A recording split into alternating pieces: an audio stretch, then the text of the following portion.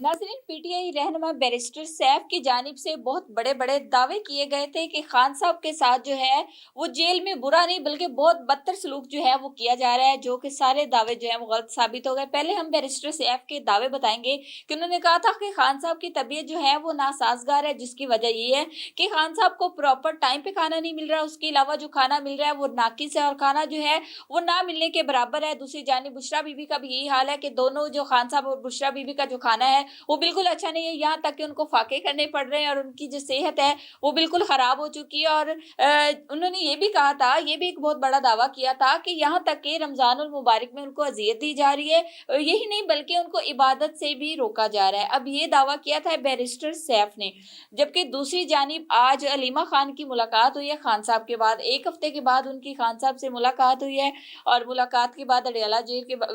Jail के बाहर जैसे ही वो आती हैं तो उनकी मीडिया से गुफ्तगू होती है। मीडिया से गुफ्तगू में अलीमा खान बताती हैं कि खान साहब जो हैं वो बिल्कुल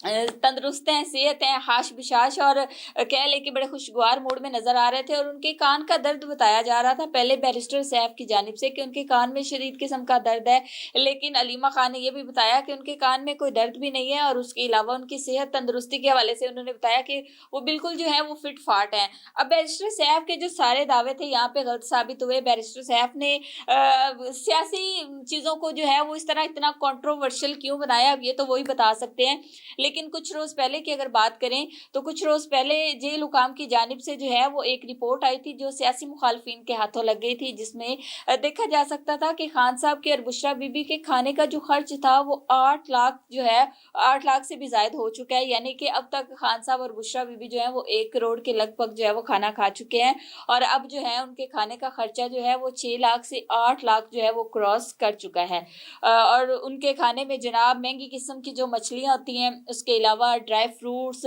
और गोश्त और देसी गोश्त, देसी मुर्गी और इसके अलावा जो है सूप, यखनी, इस तरह की तमाम चीज़ें जो हैं